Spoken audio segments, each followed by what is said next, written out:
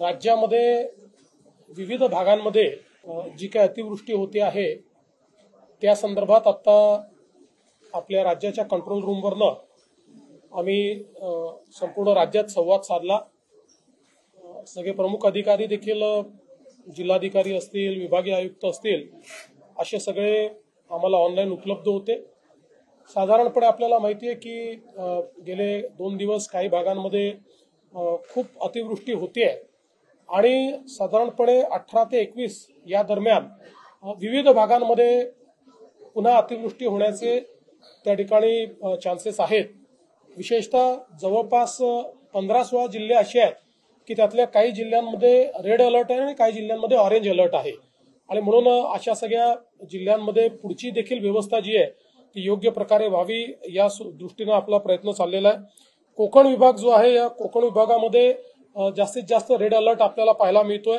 विशेषतः आता जगबुडी असेल, आंबा असेल, कुंडलिका असेल यांनी इशारा पातळीपर्यंत आता हे पोहोचलेले आहेत, त्यामुळे त्या ठिकाणी आपण अधिक लक्ष देतोय। मागच्या काही वर्षांपासून वशिष्ठीमुळे चिपळूणमध्ये मोठ्या प्रमाणात आपल्याला माहिती आहे पूर येतो, तर वशिष्ठीच्याही पातळीवर त्या ठिकाणी नजर ठेवलेली आहे आणि आवश्यकता पडली तर ज्या काही उपाययोजना करायच्या त्याचं प्लॅनिंग देखील करायला आपण सांगितलेलं आहे। नाशिक विभागाचा जर आपण विचार केला तर नाशिकमध्ये विशेषतः तापी आणि हतनूरला खूप मोठ्या प्रमाणात त्या ठिकाणी पाणी आल्यामुळे रावेरच्या भागामध्ये अधिक पाणी त्या ठिकाणी शिरलेलं आहे आणि सगळ्यात जास्त नाशिक विभागामध्ये जळगाव जिल्हा अफेक्टेड आहे। जळगाव जिल्ह्यामध्ये सुरुवातीला पाणीच नव्हतं, पण गेल्या 2-3 दिवसात प्रचंड अतिवृष्टी त्या ठिकाणी झाली आणि त्यामुळे घरांचं नुकसान असेल, प्राण्यांचं नुकसान असेल, हे देखील मोठ्या प्रमाणात त्या ठिकाणी झालेलं आहे।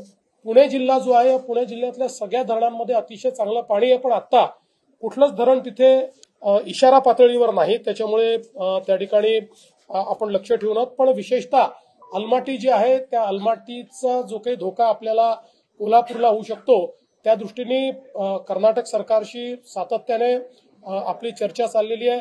एसीएस लेवलवर, त्यानंतर आपले जे काही त्या ठिकाणचे चीफ इंजिनियर आहेत त्यांच्या लेवलवर चाललेली आहे। आपले एक इंजिनियर तिथे बसवलेलेच आहेत आपण की जे 24 तास कॉन्टॅक्टमध्ये असतात आणि आता तरी त्या ठिकाणी 519.3 मीटर एवढी त्यांनी पातळी राखलेली आहे, ज्या पातळीत आपल्याला धोका संभावत नाही, पण पाऊस जसा जसा वाढेल तशी ती पातळी वाढू नये आणि त्यांनी तो विसर्ग केला पाहिजे या दृष्टीने त्यांच्याशी आपण चर्चा करतो। एक अजून आता महत्वाचा प्रयत्न आपला चाललेला आहे की जे हिप्परगी आहे त्या हिप्परगीमुळे आता त्याचं बॅकवॉटर आणि त्याचा मागच्या आपल्या सगळ्या भागामध्ये परिणाम होतो आणि हिप्परगी जवळपास पूर्णपणे त्या ठिकाणी भरलेला आहे आणि म्हणून त्याचाही विसर्ग करावा अशा प्रकारे आपण कर्नाटक सरकारला विनंती केलेली आहे आणि त्यांच्याशी त्या संदर्भात प्रयत्न चाललेला आहे। आता याच्यामध्ये विशेषतः पुणे विभागातला जो कोल्हापूरचा, साताराचा घाट सेक्शन आहे किंवा घाटाचा जो भाग आहे या ठिकाणी मात्र मोठ्या प्रमाणात रेड अलर्ट आहे आणि पावसाची जो काही तीव्रता आहे ती या भागामध्ये खूप मोठ्या प्रमाणात आपल्याला पाहायला मिळते। आपण जर इकडे छत्रपती संभाजीनगर विभागामध्ये आलो तर या ठिकाणी बीड, लातूर आणि नांदेड या ठिकाणी मोठ्या प्रमाणात पूरस्थिती आहे। मागच्या काळात हिंगोली, परभणीतही पाऊस जोरात आला, पण आताच्या परिस्थितीमध्ये गेले 2 दिवस आणि पुढचे 3 दिवस बीड, लातूर आणि नांदेड इथली पूरस्थिती जी आहे ही जरा संभावित आहे। विशेषतः आपल्याला माहिती आहे की नांदेड जिल्ह्यामध्ये मुखेडच्या भागामध्ये जो मुक्रमाबाद आहे त्या ठिकाणी जवळपास 206 mm पाऊस पडला, म्हणजे ढगफुटी सदृश अशा प्रकारचा पाऊस हा त्या ठिकाणी पडलेला आहे आणि त्यामुळे जवळपास 5 लोक बेपत्ता झाले, 150 पेक्षा जास्त जनावरांचा वाहून गेल्याचा किंवा मृत्यू झाल्याचा संभव आहे आणि विशेषतः खूप लोक त्या ठिकाणी अडकले होते। एनडीआरएफची टीम, एसडीआरएफची टीम त्या ठिकाणी आपण नेलेली आहे आणि आता मिलिटरीची टीम देखील त्या ठिकाणी पोहोचलेली आहे। मिलिटरीलाही आपण पाचारण केलं होतं, तेही त्या ठिकाणी पोहोचल्यात। रामणगाववरनं 226 लोकांना त्या ठिकाणी काढलेलं आहे, अजून 3 गावातनं लोक काढण्याचं काम चाललेलं आहे आणि आता थोडा पावसाची तीव्रता कमी झाल्यामुळे त्या ठिकाणून लोकांना आता काढता येत आहे आणि लोकांना सुखरूप काढण्याचं काम हे मोठ्या प्रमाणात चाललेलं आहे। आपण जर छत्रपती संभाजीनगरचा हा किंवा या 3-4 जिल्ह्यांचा विचार केला तर जवळपास 800 गावं ही पाण्यामुळे बाधित झालेली आहेत आणि साधारण 1,00,000 हेक्टर शेतीचं नुकसान हे त्या ठिकाणी झालेलं आहे। तेलंगणाचा जो श्रीराम सागर आहे त्याचाही विसर्ग जो आहे तो आता कमी करायला आपण विनंती केली आणि आपल्या विनंतीला मान देऊन त्यांनी 1,00,000 क्युसेक्सवरनं तो 75,000पर्यंत कमी केलेला आहे। त्यामुळे ही तीव्रता जी आहे ती कुठेतरी कमी होईल। आता इसापूर आणि विष्णुपुरी हेही आता इशारा पातळीकडे चाललेले आहेत, म्हणून तिथलाही विसर्ग वाढवलेला आहे। विशेषतः विष्णुपुरीकडे अधिक लक्ष आपल्याला द्यावं लागेल, कारण आता जर खूप मोठ्या प्रमाणात पाऊस झाला तर त्याचा धोका मग पुढे नांदेडपर्यंत सगळा संभावित आहे आणि त्याही दृष्टीने सगळा जो प्रयत्न आहे तो सगळा प्रयत्न चाललेला आहे। पोचमपाडच्या संदर्भातही नीट कोऑर्डिनेशन तेलंगणा सरकारची चाललेलं आहे आणि आपण जी काही विनंती त्या ठिकाणी केलेली आहे त्यानुसार पातळी जी आहे ती त्यांनी ठेवलेली असल्यामुळे त्या ठिकाणी आता तरी गोष्टी कंट्रोलमध्ये आहे। नागपूर विभागामध्ये जर आपण विचार केला तर साधारणपणे चंद्रपूर आणि गडचिरोलीमध्ये ऑरेंज अलर्ट हा आता पुढच्या 2-3 दिवस दिलेला आहे। सध्या तरी खूप पुराची स्थिती नाही आहे, पण दक्षिण गडचिरोलीमध्ये थोडी पूर सदृश स्थिती आता बिल्टअप होते आहे आणि पुढच्या 2 दिवसामध्ये इथे कदाचित पावसाची परिस्थिती वाढू शकते। त्या दृष्टीनं देखील हे काम चाललेलं आहे आणि पूर्णपणे ज्या व्यवस्था करायला पाहिजे त्या व्यवस्था त्या ठिकाणी केल्या आहेत। आपण जर अमरावती विभागाचा विचार केला तर अमरावती विभागामध्ये अकोल्यात पूरसदृश स्थिती निर्माण झाली होती। विशेषतः मूर्तिजापूर आणि पातूर इथे अजूनही पाऊस मोठ्या प्रमाणात चाललाय, पण बाकी ठिकाणचा पाऊस थोडा कमी झाल्यामुळे आता ही पूरसदृश परिस्थिती कमी होते। चांदूर रेल्वे, तिवसा, मेहकर, वाशिम, उमरखेड, महागाव, झरी जामणी, पुसद या सगळ्या भागांमध्ये मोठ्या प्रमाणात पावसामुळे नुकसान झालेलं आहे। विशेषतः शेतीचं नुकसान झालेलं आहे। 2,00,000 हेक्टरच्या वर शेतीचं नुकसान या भागात झालं असावं अशा प्रकारचा एक प्राथमिक अंदाज हा या ठिकाणी आपला व्यक्त होतोय। एकूण मुंबईचा जर आपण विचार केला तर मुंबईमध्ये तसा गेल्या म्हणजे आज सकाळी 6 वाजेच्या पूर्वीच्या 48 तासामध्ये जवळपास 200 mm पाऊस पडला आणि आज सकाळी 6 वाजतापासूनच्या 6 ते 8 तासात 170 mm पाऊस मुंबईमध्ये पडलेला आहे। त्यामुळे प्रचंड पाऊस आहे। याच्यामध्ये चेंबूर भागात सर्वाधिक 177 मिलीमीटर इतका पाऊस पडलेला आहे।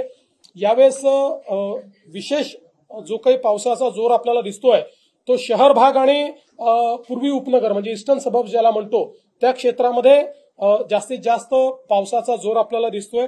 एकूण 14 ठिकाणी वॉटर लॉगिंग झालेलं आहे, ज्यापैकी 2च ठिकाणी ट्रॅफिक पूर्णपणे थांबवावं लागलं, बाकी ठिकाणचा ट्रॅफिक चाललेला आहे। अर्थात ट्रॅफिक पूर्ण मुंबईमध्ये स्लो झालेला आहे, पण ट्रॅफिक असा कुठेही पूर्णपणे थांबलेला नाही। ट्रेन्सचं देखील कुठेही पूर्णपणे ट्रेन्स बंद झालेल्या नाहीत, पण पावसाच्या जोरामुळे किंवा काही गोष्टींमुळे ट्रेनची स्पीड स्लो झालेली आहे। काही ठिकाणी त्या थांबून काही वेळाने पुढे गेलेल्या आहेत, त्यामुळे ट्रेन्स ज्या आहेत त्या सगळ्या लेट चाललेल्या आहेत। काही ना काही प्रमाणात ट्रेन्स आता लेट आहेत। मात्र ही एक महत्वाची गोष्ट आहे की ट्रेन्स पूर्णपणे या कुठेही थांबलेल्या नाहीत।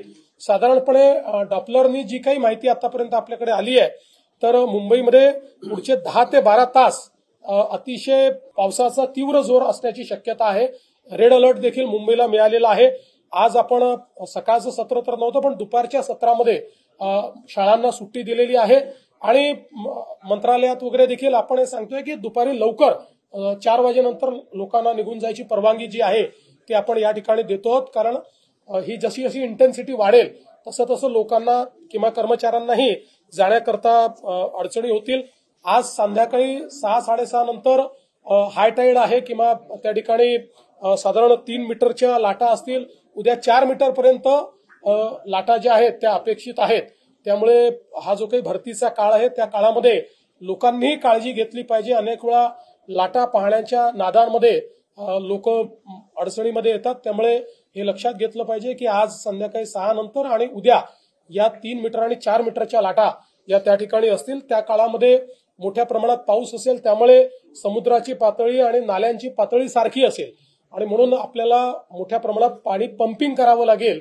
तर त्याही प्रकारची पूर्ण व्यवस्था पंपिंगची ही या ठिकाणी मुंबई महानगरपालिकेने केलेली आहे आणि आज संध्याकाळी डॉपलरमधनं आणि इतर सगळ्या सोर्सेसमधनं जे काही अलर्ट्स येतील त्याच्या आधारावर उद्या शाळांना सुट्टी द्यायची की नाही संध्याकाळी महानगरपालिकेच्या वतीनं बीएमसीच्या वतीनं प्रशासनाच्या वतीनं हे घोषित केलं जाईल।